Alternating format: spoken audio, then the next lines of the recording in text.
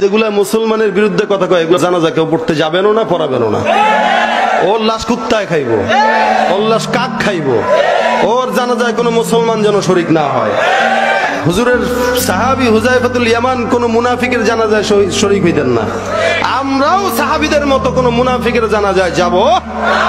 আমাদের জাতীয় বেঈমানরা মাথায় কসকসা দেখেন না, চকচক করে ক্যামেরাতে, টেলিভিশনে, সব আমেরিকান তেল লাগানো, ইহুদি খ্রিস্টানদের তেল লাগানো।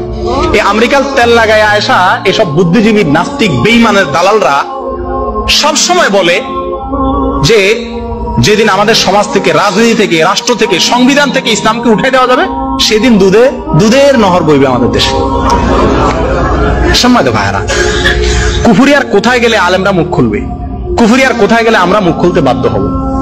এই সমস্ত কুফরি ওরা নিজেরা করতো এক সময়, এখন 16 কোটি মানুষকে তার দিকে আহ্বান করতেছে এবং শত শত লক্ষ লক্ষ যুবকরা বিভ্রান্ত হয়ে গেছে, ঈমান হারা হয়ে গেছে।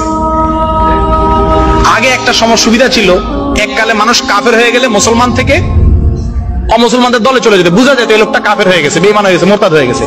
এখন অমুসলমান হয়ে মসজিদেই থাকে, সে অমুসলিম কিন্তু আবার নামাজ পড়তে আসে।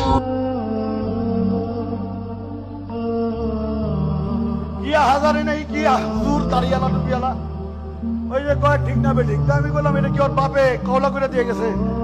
আমি ছাত্রলীগের প্রেসিডেন্ট ছিলাম, জামাত শিবিরে এমন পিটাইছি